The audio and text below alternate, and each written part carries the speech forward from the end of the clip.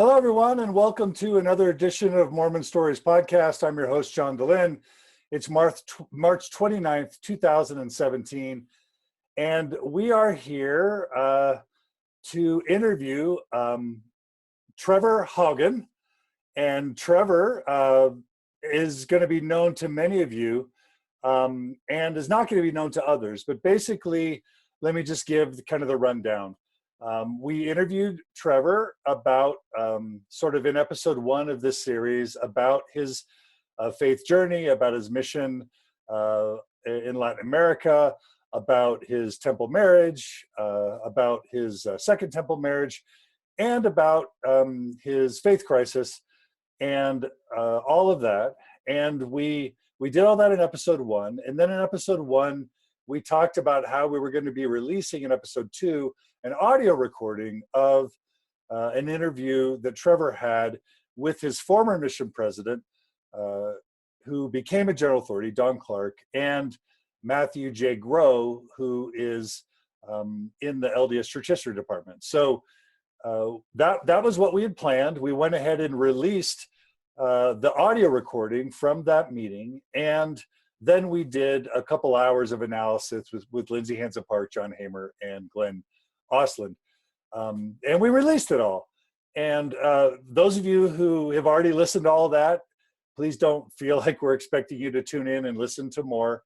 But we decided after about a day of having released that, and Trevor, we can talk about this, but basically we decided to take it all down. And we reconsidered the effectiveness of sharing an audio recording that was made in private. And so that's true. However, Trevor still, and I still felt like Trevor's story deserved to be told. And so we weren't comfortable just sort of scrapping the whole project. And so what we've decided to do is to go ahead and have a conversation between me and Trevor where we talk about that meeting that he had with Elder Clarke and with Matthew Grow, but not to release the audio from it. And it's just sort of a practical, pragmatic, and in some cases, ethical decision that we made. And so that's what we're going to do. Over the next hour or two, we are going to have Trevor tell the story of the meeting that he had in March 2017 with Elder Clarke and Matt Grow. And we're going to have Trevor tell the story. I'll help him. And then we're going to analyze those responses. And we're going to release this as an episode on Mormon Stories so that Trevor's story gets told. So with all that disclaimer, Trevor Haugen, welcome back to Mormon Stories Podcast. Hey, John. Thanks for having me. This is like take 2. Yeah. Get it right this time. And we're doing the recording live on Facebook Live. Not because we expect more people to tune in. Again, if you've already checked all this out and you don't feel like you want to listen to it, please don't.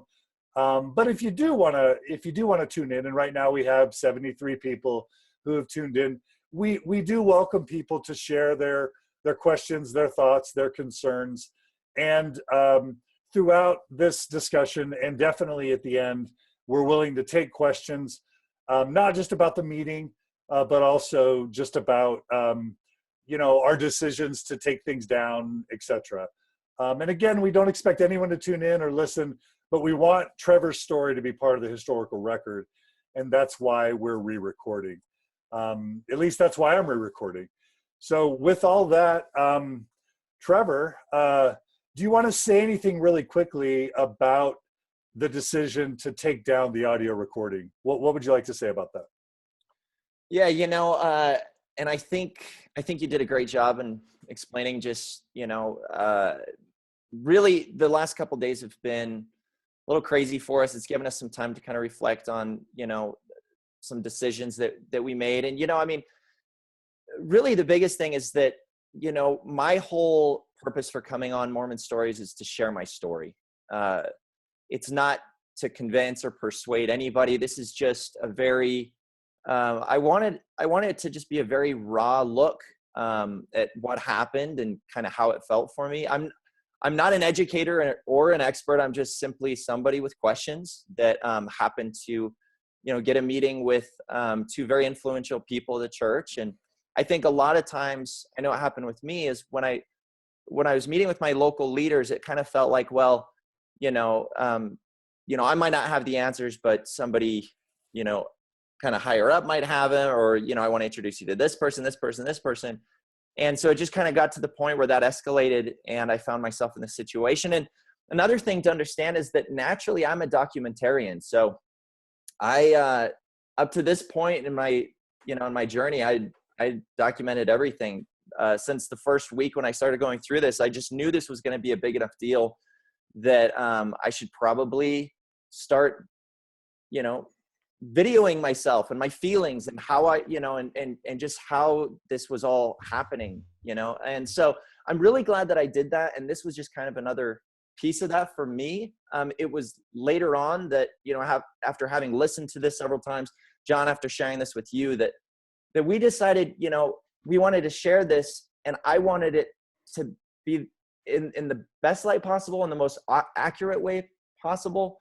And so that's why, we had originally kind of decided to share it, but I do understand that, that people could view it as unethical, and we don't want, the means to any end to distract, or make us less effective in sharing stories, so that's my take.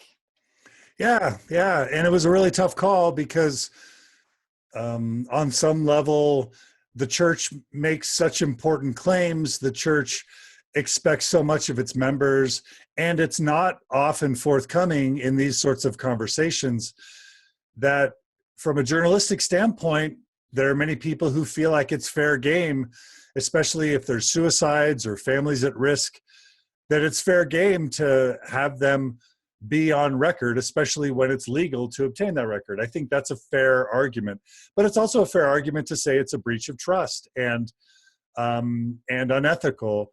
And so it's just a difficult choice. So anyway, should we dive in? Let's do it. All right. So what was the date? What was the date that you met with Elder Clarke and Matthew Groh? This was March 3rd, 2017. Okay, and where did you meet exactly? We met at the Church History Museum. Okay, in a room, just some room there, or is it in? Right. So we went up to the third floor, I believe, and that's where Matt Groh's office is, and we just kind of went in there and sat down and had a conversation. It was me and my wife and Matt Groh, and then Elder Clarke was kind of sitting by the side of Matt Groh's desk there. And so it's kind of the four of us engaging in conversation. My wife didn't participate too much, but and actually Elder Clarke didn't engage very much as well. I would say, gosh, 80% of it or so was kind of a conversation between me and Matt Groh. Okay. So it, as we've talked about it, the meeting was framed around an email that you had sent Elder Clarke, and that had been shared with Matthew Groh.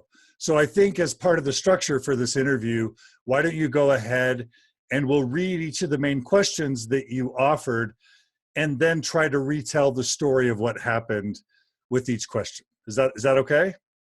Yeah, that okay. Sounds great. Yeah. So why don't you read the first question or issue in your email, and then I'll follow up.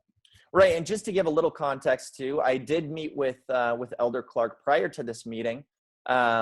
We went to lunch, and the purpose of that meeting was to just kind of have a candid conversation about some of my concerns. As you'll remember from part one, Elder Clarke was my mission president, and so I figured the amount of time and and also his close relationship with the higher ups in the church, he would know some good answers to these questions. This to be completely kind of open with where I was at this point. I was already disaffected. I mean, this is after I had met with my family. This was kind of the last kind of my final prayer, if you will, just giving the church maybe one more shot. I wasn't going into this wanting to debate the issues as much as I was just wanting to kind of just understand one final time what it is they actually believe and how they believe it, you know? And so I felt like I was going into it with an open mind, but at the same time, I did want to share my perspectives with these guys. And so when I originally met with Elder Clarke, Elder Clarke didn't have really anything to say about the issues. It was just that he knew people that were, you know, more maybe a little smarter than him, is what he said, on these issues, just because he doesn't have time to really investigate all of this stuff. And so to put it in an email, and he was going to share it with some people and see if he might be able to help me get some answers. So that's kind of what led to this meeting and the email that I drafted. Okay, so let's dig into the email. So the first thing that I kind of addressed was spiritual witness, and that was a big thing for me. Should I just read it? Please, just okay. Read it. So I just said, every major religion has members that believe that the Spirit of God has bore witness to them that their religion is true, or it's you know, the true path to God and heaven. Just as it would be arrogant for a member of any other religion to deny my spiritual experience and testimony of the truthfulness of the church, it would likewise be arrogant for me to deny their spiritual experiences or testimonies of the truthfulness of their religion. But every religion cannot be right together. And one main point that I had here was all of the different kind of breakoffs of the church. I mean, there's been so many and so many different prophets, and to go to a testimony meeting in the LDS Church or any other breakoff would feel very similar to the LDS Church, but the prophets would be replaced. And so they can't all be right together. And so that was a big one for me. Okay.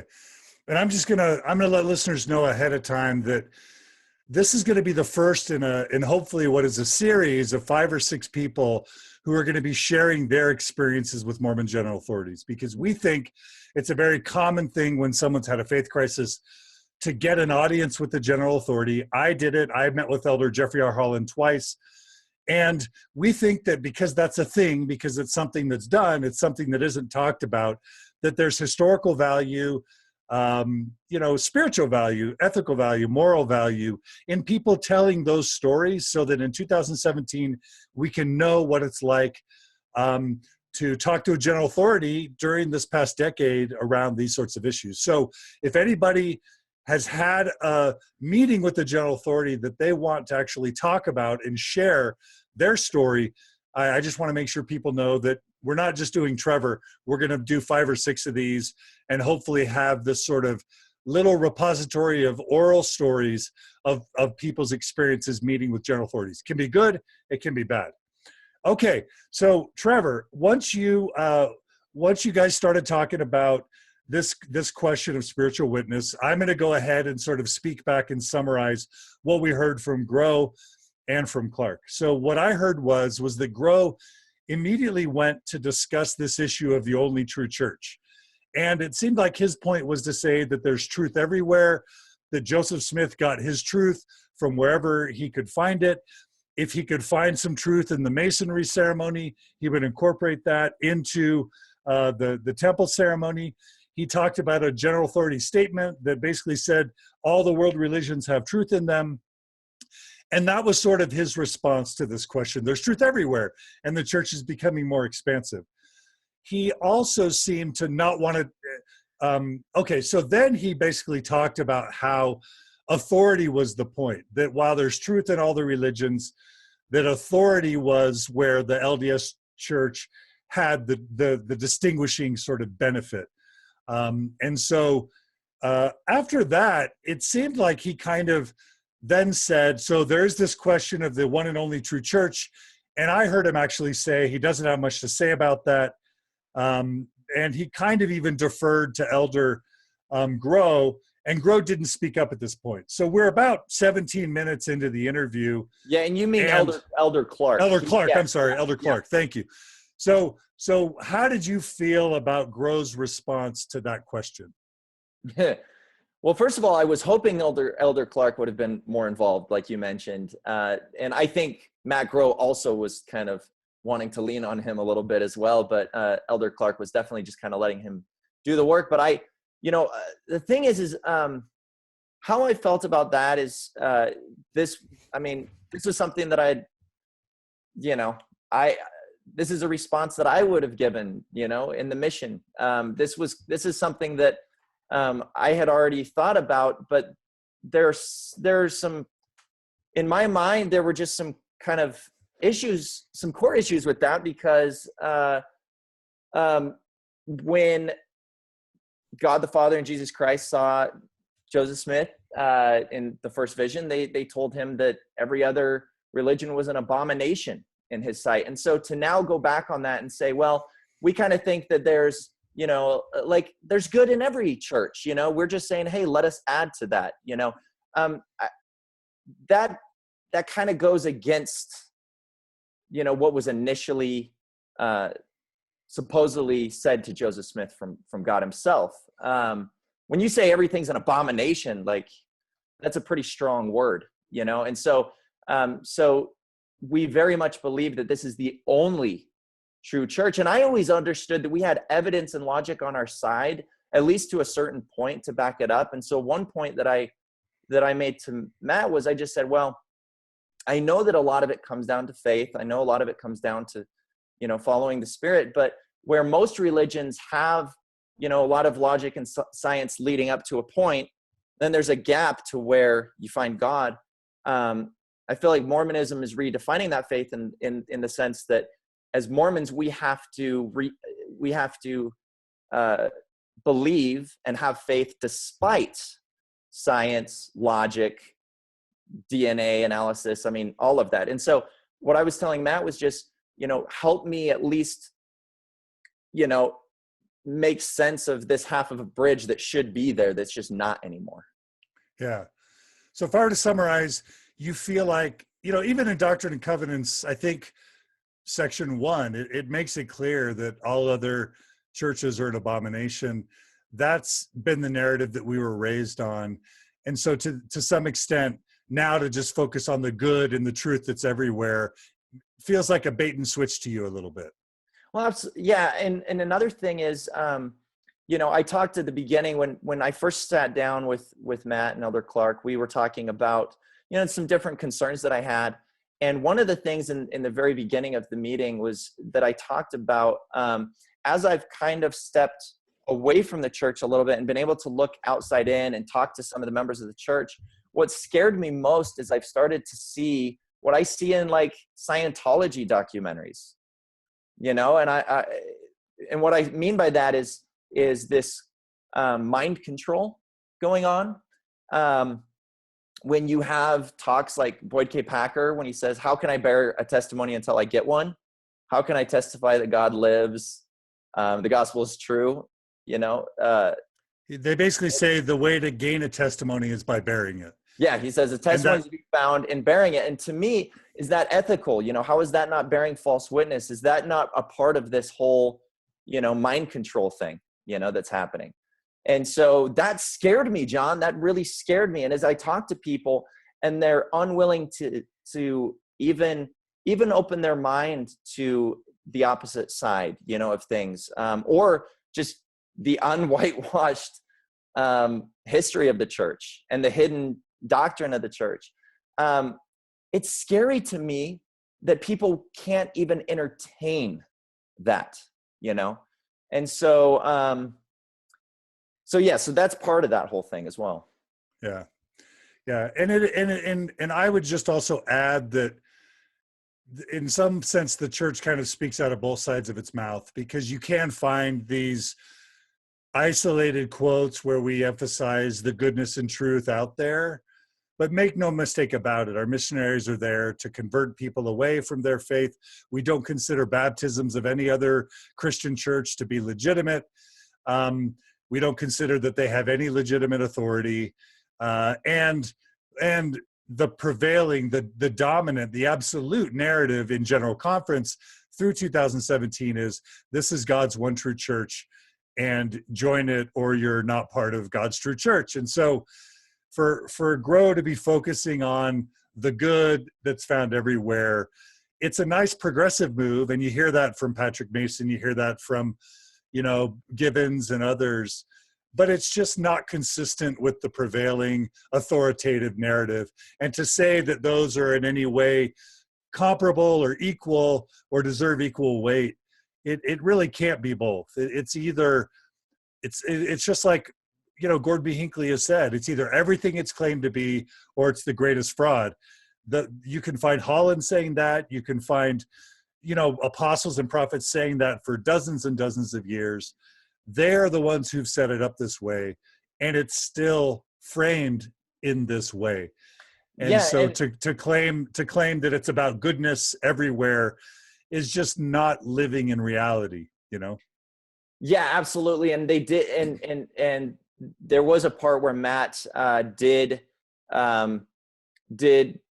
confirm, the fact that it is kind of all or nothing with the church.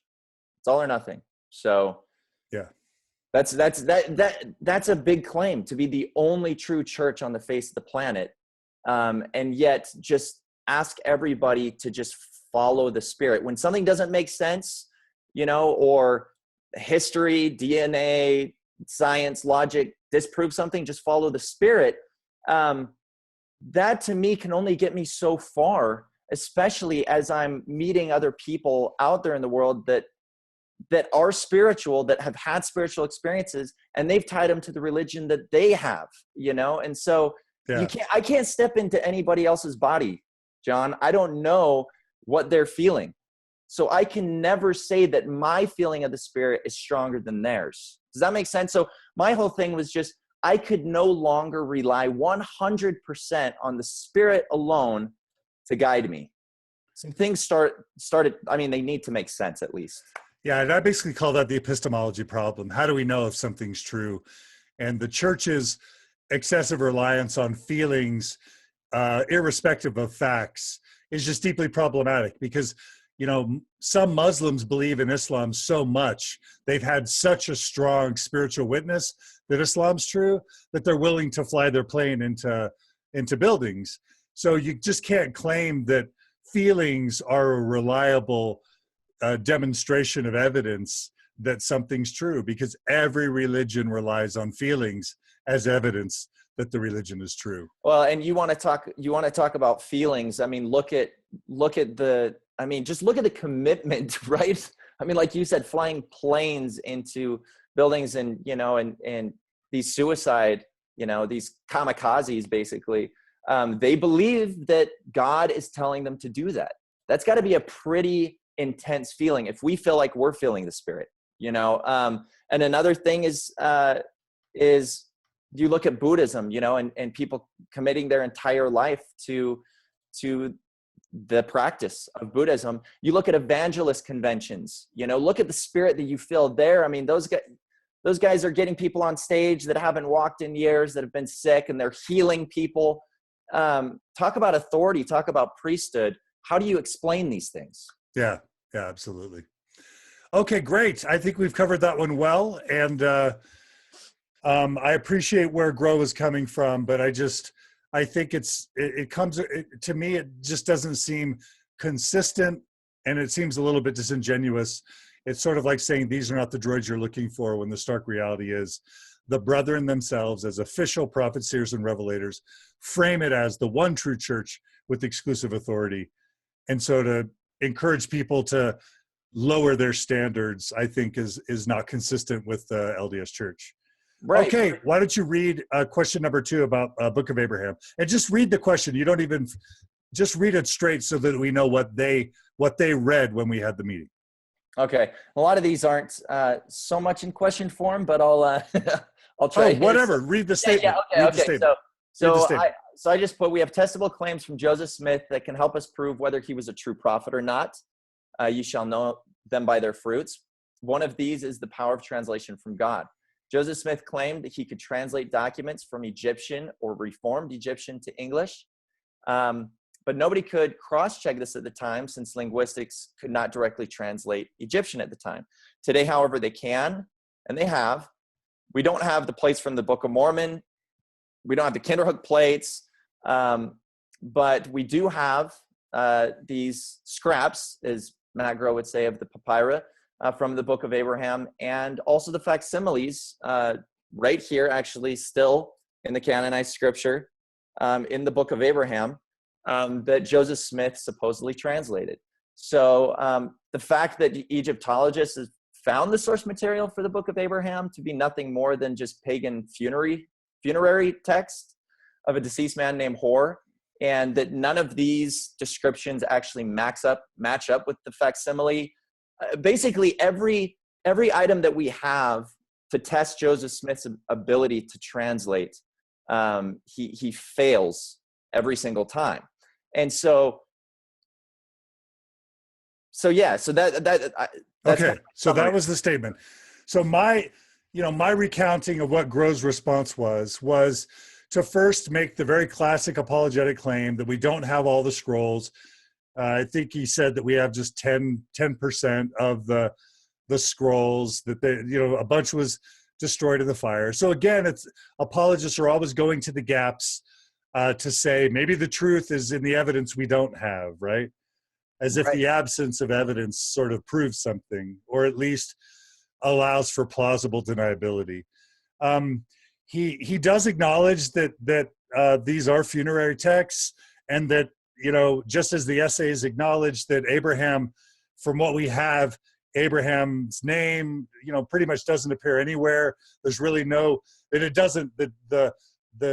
dating of the scrolls don't date to the time of Abraham. He acknowledges that. And then he goes into talking about what he calls two impulses. He said Joseph Smith, as translator, had a scholarly impulse and a spiritual impulse. And that basically we know that there are times where he's trying to understand and learn Hebrew or Greek, and he's trying to, really translate in the sense of the understanding of the word translate that we all have, which is trying to convert one language into English. But he says there's a second impulse, which is a spiritual impulse, where, like with the Book of Moses, text just comes to him through revelation. And this is basically how he's trying to explain the Book of Abraham. It's a very classic, it's where apologists go these days, that in reality, the scrolls were a catalyst to inspire him to channel God's inspiration. And it's used with the Book of Mormon as well. And I'm not going to editorialize yet on that, but that's basically what he said. And then he tries to say Joseph never tells us exactly how he gets the Book of Abraham or the Book of Mormon. It's just by the gift and power of God. And he was very hesitant to allow the word fraud to be used. Instead, he says it's untestable. And then you gave a really good response where you actually said the facsimiles are testable, and they were attempted, to be translated. And the translations are all inaccurate, which he totally recognized. But he basically said, from a secular, intellectual standpoint, you might choose, Trevor, to use the word fraud, but from a spiritual standpoint, you can't say it's not revelation. And so that was basically the discussion of Book of Abraham. So how did you feel, and what was your reaction to Groh's response there? And again, we have no response from Clarke up through the 27-minute mark. And so again, Clarke remains silent during this whole time. And I remember looking over to Elder Clarke and hoping that he would chime in, but it didn't seem like he had too much to say regarding this. And I don't know if that's from his lack of understanding on the subject matter. I mean, I can't assume either way, or maybe he was just wanting Matt as the expert to kind of do all the talking. But yeah, I do got to give it to Matt on this one, because like, it's not that like either of us are winning different points or anything like that. It's just, I'm just saying, I can see where he's coming from a faith promoting apologetic kind of, perspective. However, for me, it's just a little too convenient. When you say, it kind of reminds me of the whole idea of, well, sometimes Joseph spoke as a man and sometimes he spoke as a prophet, right? So whenever it's untestable or he's right, he was speaking as a prophet. But when he, for example, sent whenever Oliver it's something Cowdery, we don't like, then he was speaking as a man. Right. Well, he sent Oliver Cowdery to go to Canada and sell the Book of Mormon, right? And that was revelation from God. And then when they went up and did the whole thing and it didn't work out and nobody wanted to buy it and they came back, turns out that he was actually speaking as a man. So it's a little too convenient to say that when he's wrong, he's speaking as a man, right? And when he's, when we can't test it, or when he's right, oh, that was him being a prophet. It's the same thing here. It's kind of like, well, yeah, when we can test it and it's proven false, that means it was a spiritual translation, right? It wasn't an actual translation.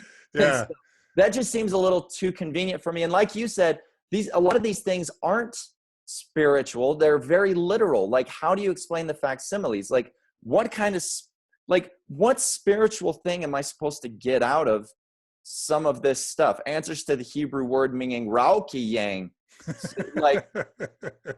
And so it's just weird.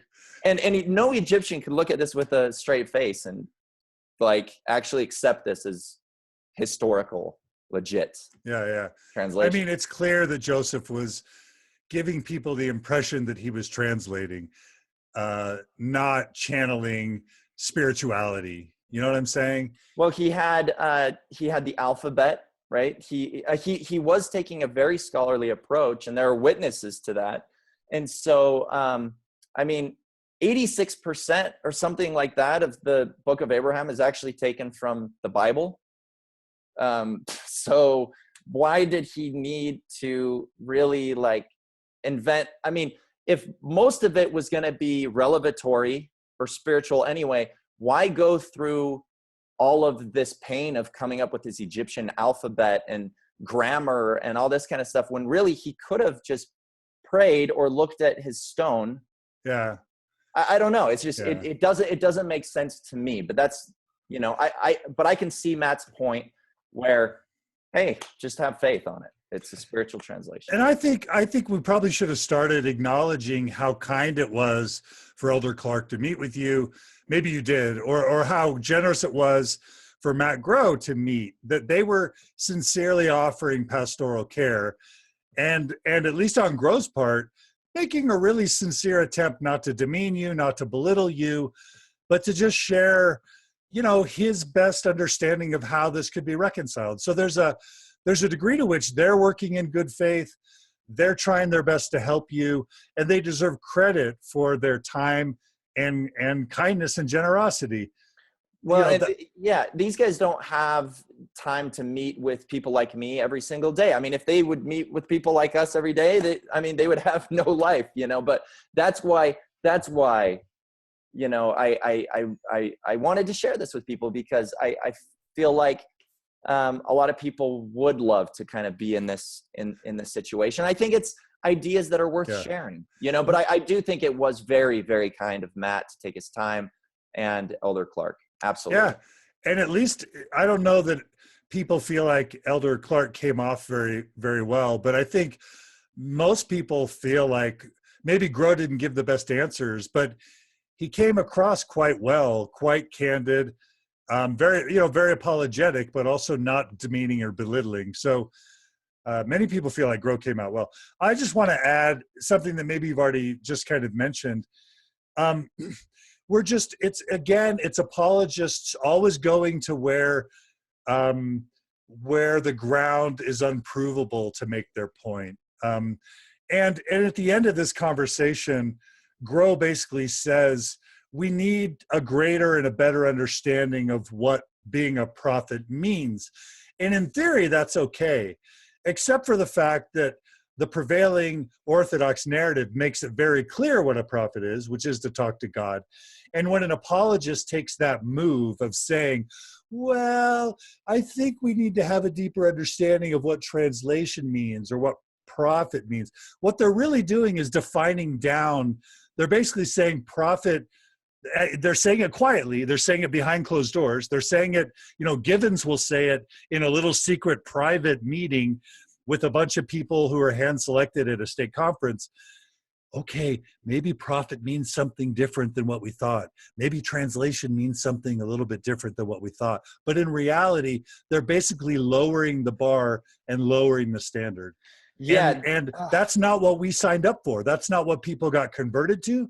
That's not what my ancestors got converted to. That's not why I served a mission. And so it's just this constant defining down of these terms. Do we not know what a prophet, seer, and revelator should be doing? Yeah. Within the church? I felt like it was, I don't know. This comes up later in the conversation. It absolutely does. Do we touch on it right now? Or no, let's wait. Let's wait. Okay. But I just wanted to mention that Grow starts bringing this up. Right. Okay, so the next topic that you wrote about was Book of Mormon. Why don't you go ahead and read your... And by the way, we have 165 people tuned in to Facebook Live. I'll just read one comment. Spencer writes, Book of Abraham should be the nail in the coffin. Can't see how anyone looks past that. I just want to agree with Spencer. If John Dehlin purchased some scrolls in 2017 and claimed to translate them and produced a text that then by Egyptologist standards could be clearly demonstrated to not even date to the time of Abraham, to not have the words of Abraham anywhere in it, Mormon apologists would say John's a liar, John's deceiving people, he's a laughingstock, ignore him. And so I just want to sort of agree with Spencer that what apologists do is they change their standard of credibility for Joseph Smith, where that standard of credibility would not apply to any other non-Mormon, non-prophet in the history of the world, but they're willing to give Joseph Smith a pass. So, John, isn't that what the apologists say about you anyway? yeah, they do. And we'll talk about that with Jeremy Runnels. And my only point is just that I'm just trying to reflect what Spencer basically said, which is the Book of Abraham is a smoking gun, and it should by itself alone demonstrate that Joseph Smith was a fraud. But so many people just don't want to accept it, The fact that it's still in the canonized scripture of the church, it just blows my mind. And I've actually heard rumors that Terrell Gibbons has been privately recommending to the brethren that the Book of Abraham be removed from the canon because it's not credible. Now, he won't admit that publicly, but I have it on good sources that that's what he's telling people privately. Well, it makes sense. I think it would be a good move. Debbie writes, when the facsimiles are there, clearly incorrect in the translation, and they say, oh, that was a spiritual translation, do they not see that they're suggesting that God was fine with setting up his prophet to look like a fraud? That's a really good point, Debbie. She goes on to write, that God, who surely knew that the Rosetta Stone would shortly be thereafter discovered and that Egyptian writing would be translatable, knew that Joseph would be revealed as a fraud if he claimed to have translated the papyri.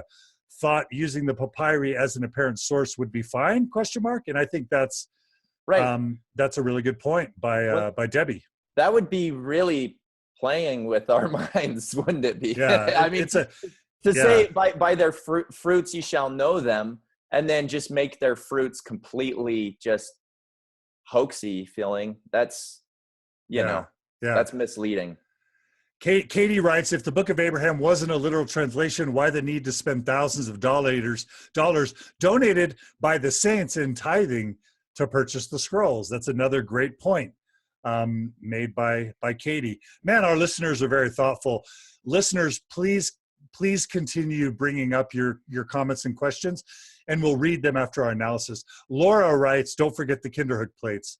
And of course, that's another example where Joseph Smith claim to have translated something, and they were made up plates with a made up language just to be able to show that Joseph Smith was just making crap up. Yeah, but they're not in the scriptures. You know what I mean? Like, yes, that's a good point. I mean, another thing that I brought up is Zelf, you know, and anytime Joseph Smith would find anything, like his credibility of being able to view ancient documents for what they really were, is just completely unreliable, right? Yeah. But the fact that the Book of Abraham is scripture, it's in the sure, it's insane. Sure, but there's just Book of Mormon, Book of Abraham, Kinderhook plates. Kinderhook plates isn't necessarily a smoking gun, but if you put all those dots together, of course, it forms a line. Annalisa writes, apologists always go to the ground of which is unprovable. And that's totally a great way to summarize. Okay, Trevor, why don't you go ahead and read Book of Mormon, if that's okay? Right. And, okay. So many things to say. Did you want to follow up with one other thing? I was going to say, one big thing that Matt did mention was this kitchen sink approach. And that to me was, and what he means by that is, the CES letter. Yeah. Or a lot of people that are kind of, questioning or whatever, they tend to spend a lot of time just boom, boom, boom, boom, boom, just kind of rapid fire concerns and brushing over a lot of things, but without actually going into detail. And my whole thing on that is, because I've heard that before, but my whole thing on that is that's simply not the case. The kitchen sink approach is effective because it gives people a reference point to a lot of things that are going on, but it's not like these are shallow points. There are just a lot of things going on here. So these are my top 5, but I got to tell you, John, it was really tough for me to pick 5 because I have 100+ concerns. And these are not shallow concerns. You can do research on every single one and get very deep in every single one and see that they check out. And it's also a weird apologetic defense to say, oh my gosh, there's so much evidence. That's a problem when you bring too much evidence to the table. That's sort of a weird judo move, because the truth is, if there's a mountain of evidence, that should speak to the lack of credibility of the claims, not to the integrity of the critics who are bringing the evidence forward. Now, if the evidence is crap, but the evidence is not crap, the evidence is like completely credible on pretty much every front. By most of the modern, whether it's Sandra Tanner, Gerald Tanner, Jeremy Runnels, Mormon Think, it's all credible. The essays, if they do anything, is they confirm that what B.H. Roberts, Gerald and Sandra Tanner, Grant Palmer, Jeremy Runnels, Mormon Think, Mormon Stories, what they've all been saying is absolutely true and legitimate. So don't use the argument, you're bringing too much evidence, the kitchen sink, I'm overwhelmed. I would have loved to see the kitchen. When I first started going through this, I would have loved to see the kitchen sink approach from the church. Yeah. In response to this, I would have loved to see that. I wouldn't have complained at all. But the things that I see is like, he got this fact wrong. He got this wrong. He got this wrong.